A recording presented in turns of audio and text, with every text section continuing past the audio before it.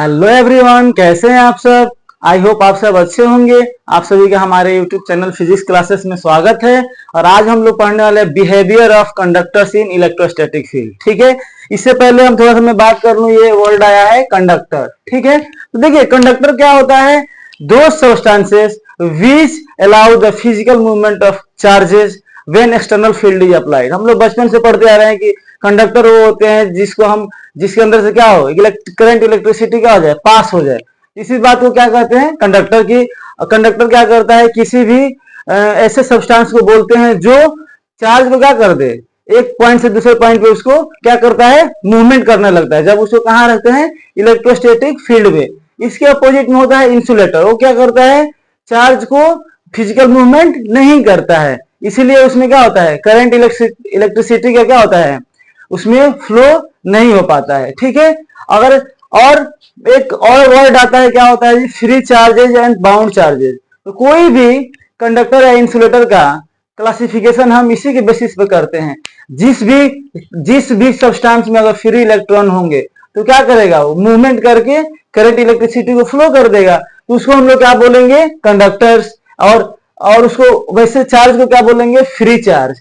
और जैसे कुछ सब्सटेंस ऐसे होते हैं जिसमें कि चार्ज मूव नहीं कर पाते हैं, वो अपने न्यूक्लियस से क्या होते हैं, बहुत ही टाइटली अटैच्ड होते हैं, इसलिए उनको क्या बोलते हैं, बाउंड चार्ज। और बाउंड चार्ज मेनली किसमें होंगे, इंसुलेटर में। ठीक है, आइए हम स्टार्ट करते हैं अब क्या, बिहेवियर ऑफ कंडक्टर्स। सबसे पहला पॉइंट ये है, इसमें क्या है कि किसी भी कंडक्टर के इंटीरियर पॉइंट में इलेक्ट्रिक फील्ड क्या होता है, जीरो होता है। इस बात को लिख लेते हैं, electric field is zero in the interior of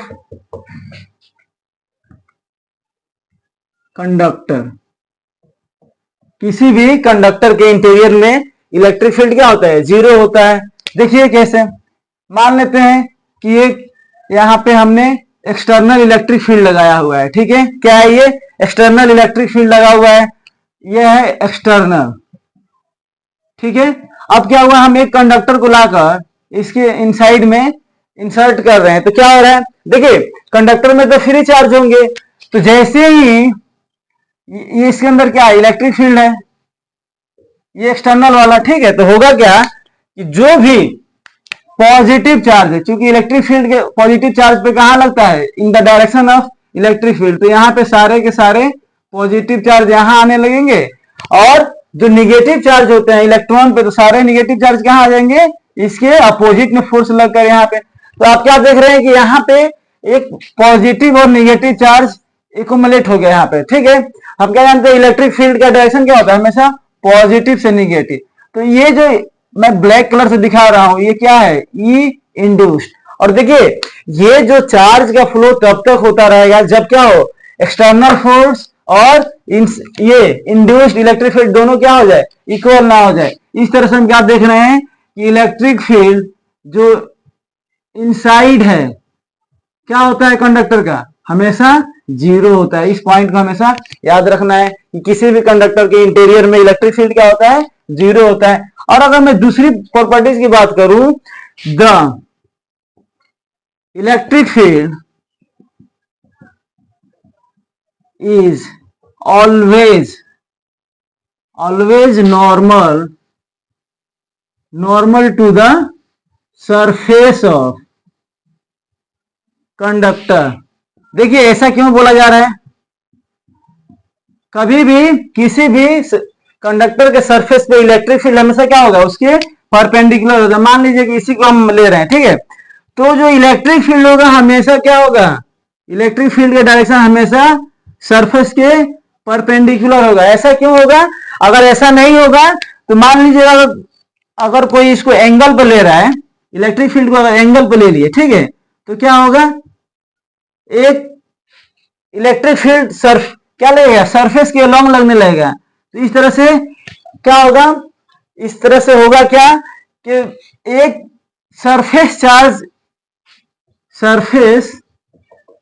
जो सरफेस चार्ज होंगे उन पे फोर्स लगना शुरू हो जाएगा, और जब फोर्स लगेगा तो मूवमेंट होगी, और मूवमेंट होगी तो क्या होना, मूवमेंट होने के बाद वहां पे उसमें करंट हो जाना चाहिए, ठीक है, क्या होगा, करंट होगा। लेकिन ऐसा पॉसिबल नहीं है कि किसी भी कंडक्टर के सरफेस पे करंट फ्लो करने लगे विदाउट, मतलब ऐसे ही क्या हो, मतलब उसमें करंट मूवमेंट होने लगे, ऐसा कुछ नहीं होता है, ठीक है।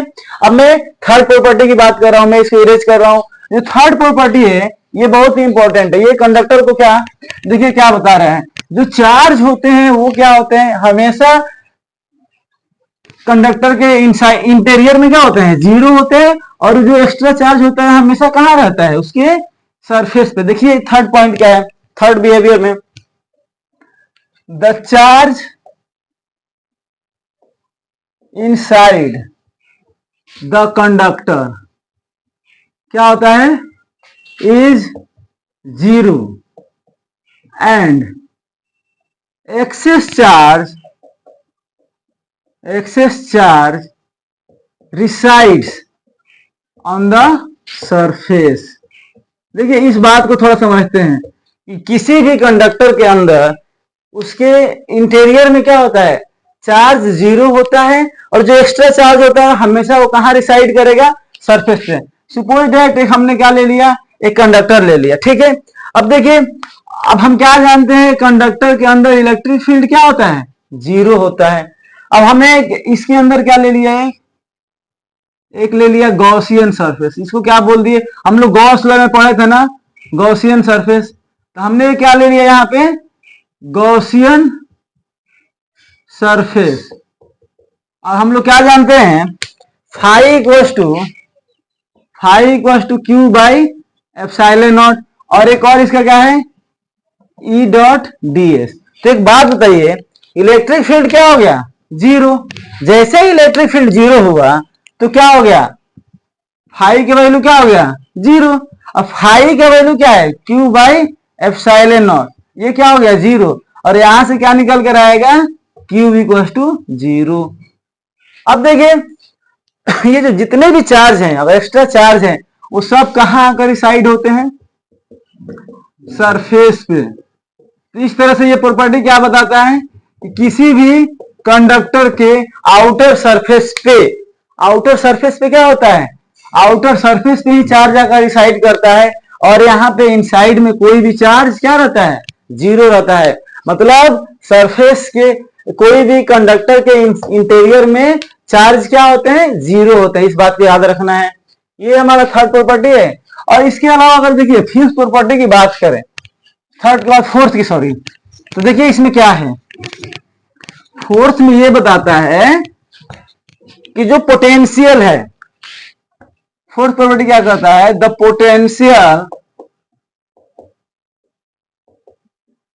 Inside and at the surface is constant. देखिए जब हम आपको क्या बताए थे, relation between electric field and potential, तो वहां पे एक रिलेशन क्या आया था, E equal to minus D V by D R. और हम क्या जानते हैं, जो पोटेंशियल, जो इलेक्ट्रिक फील्ड होता है इनसाइड क्या होता है, जीरो होता है।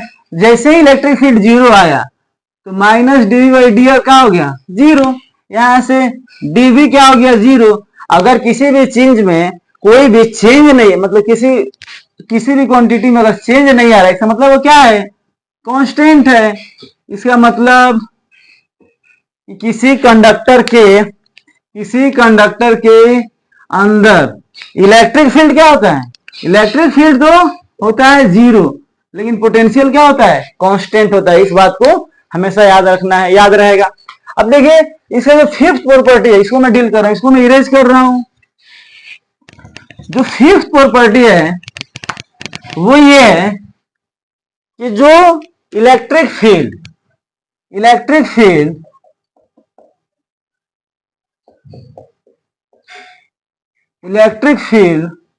of a conductor is proportional to surface charge density। इसका क्या मतलब है, देखिए मान लेते हैं कि कोई एक सिलेंड्रिकल हमने छोटा सा क्या ले लिया, कंडक्टर ले लिया, ठीक है। अब हम एक बात, ये कंडक्टर में हमेशा चार्ज कहाँ रहता है, क्या इनसाइड चार्ज, इनसाइड चार्ज तो क्या होगा, जीरो होगा। जो भी चार्ज होगा कहाँ रहेगा, सरफेस पे। और इसका हमने क्या मान लिया कि सरफेस चार्ज डेंसिटी क्या है, सिग्मा। तो एक बात है, तो सिग्मा इक्वल टू क्या होता है, क्यू बाई एरिया। और यहाँ पे एरिया ए ना लिखकर क्या लेंगे, डेल्टा एस, क्योंकि क्या ले लेंगे इसको हम सरफेस एरिया क्या हम ले रहे हैं, सरफेस एरिया को हमने ले लिया डेल्टा एस, सरफेस एरिया ले लिया डेल्टा एस। तो यहां से क्यू का वैल्यू क्या आ जाएगा, सिग्मा इंटू डेल्टा एस। से बात है, फाई, फाई का वैल्यू क्या होता है, क्यू बाई एप्सिलॉन नॉट होता है। और एक फाई का वैल्यू क्या होता है, E D S, E D S होता है, ये भी होता है ई डी एस। अरे यहां से होता है ना phi equal to E delta S cos theta. यहाँ पे अगर थीटा क्या है, यहाँ पे डेल्टा एस और एंगल के बीच में दोनों, ये ई के बीच में, दोनों के बीच में क्या है, थीटा हो गया 0 डिग्री। यहां से फाई का वैल्यू क्या आ गया, ई डेल्टा एस, ये आ गया। अरे बात ये क्यू बाई एप्सिलॉन नॉट, तो फाई की जगह पे हम क्या लिख दूं, ई डेल्टा एस लिख दूं, और क्यू की जगह पे क्या लिख दूं, सिग्मा डेल्टा एस अपन में एप्सिलॉन नॉट। अब देखिए यहां से क्या कटेगा, डेल्टा एस कट जाएगा, तो ई क्या आ गया, सिग्मा बाई एप्सिलॉन नॉट। हम क्या देख रहे हैं कि ई जो है, यहां से ई क्या आ रहा है, E is directly proportional to sigma, और सिग्मा क्या है, सरफेस चार्ज डेंसिटी। सही बात है, जब पूरा का पूरा चार्ज सरफेस पे रह रहा है, तो जहां पे चार्ज ज्यादा रहेगा वहां पे इलेक्ट्रिक फील्ड भी तो ज्यादा रहेगा। तो किसके प्रोपोर्शनल आ जा रहा है, ये आ रहा है सरफेस चार्ज डेंसिटी के। ये कौन सा प्रॉपर्टीज है एक्चुअली, सॉरी यहाँ पे 5 होगा, ठीक है। अब मैं 6th प्रॉपर्टी की बात कर रहा हूं, ये बहुत ही इंपॉर्टेंट प्रॉपर्टी और हमारे डेली लाइफ के लिए भी इंपॉर्टेंट है। वो क्या है, देखिए electric field inside a cavity of a hollow conductor is always 0। ये है 6th बिहेवियर। देखिए क्या है, इसको मैं बता रहा हूं 6th बिहेवियर क्या है, the electric field inside the cavity of a hollow conductor is always 0। देखिए क्या है, मान लेते हैं ये कंडक्टर है, इसके अंदर ये हो गया, ये कंडक्टर हो गया, ये पूरा कंडक्टर है ऐसे ऐसे, ठीक है। बताइए कंडक्टर के अंदर इलेक्ट्रिक फील्ड क्या होता है, हम क्या जानते हैं, इलेक्ट्रिक फील्ड होता है 0। अच्छा बात है, यहां पे भी हर जगह इलेक्ट्रिक फील्ड क्या होगा, 0। समझिए कैसे, मान लेते हैं कि यहां पे हम क्या लेते हैं, एक गॉसियन सरफेस। चार्ज क्या रहता है हमेशा, चार्ज रहता है हमेशा सरफेस पे,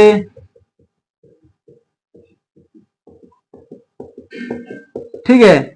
तो अगर हम गॉस लॉ से क्या जानते हैं, फाई इक्वल टू क्या होता है, surface integral E dot D S equal to Q by epsilon not, ठीक है।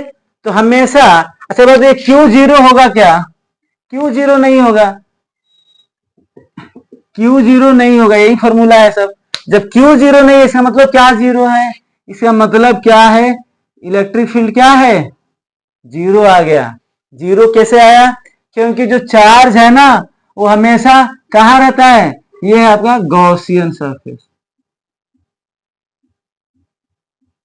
चार्ज जो है हमेशा कहाँ रहता है, सरफेस पे रहता है। तो किसी भी कैविटी के अंदर क्या होगा, इलेक्ट्रिक फील्ड क्या हो जाएगा, 0। जब चार्ज ही नहीं है तो यहाँ पे इलेक्ट्रिक फील्ड क्या है, 0 हो जाएगा। यहाँ पे हम लोग गॉस लॉ के एप्लीकेशन से देख सकते हैं कि कैसे कैसे क्या होता है कि किसी कैविटी के अंदर, कैविटी के अंदर क्या होता है, इलेक्ट्रिक फील्ड क्या होता है, 0 होता है। और देखिए इसी प्रॉपर्टी को कहाँ यूज किया जाता है? इलेक्ट्रोस्टैटिक शील्डिंग में। अब ये इलेक्ट्रोस्टैटिक शील्डिंग क्या है, चलिए इसको बताता हूं। इसको मैं इरेज कर दे रहा हूं। ये 6 प्रॉपर्टी का देखिए कैसे कहाँ यूज होता है? इलेक्ट्रोस्टैटिक शील्डिंग में। ये देखिए इसको मैं लिख दे रहा हूं, क्या है टॉपिक, क्या है? Electrostatic shielding. देखिए होता क्या है, इलेक्ट्रोस्टैटिक शील्डिंग का मतलब है किसी रीजन को बाहर एक्सटर्नल इलेक्ट्रिक फील्ड से अगर हम उसको प्रोटेक्ट कर रहे हैं, अगर उसको उसके इन्फ्लुएंस को क्या कर दे रहे हैं? प्रिवेंट कर रहे हैं, उसी को क्या बोलते हैं? इलेक्ट्रोस्टैटिक क्या शील्डिंग। इसको क्या लिख देंगे? To prevent a region by external electrostatic influence is called क्या? Electrostatic shielding.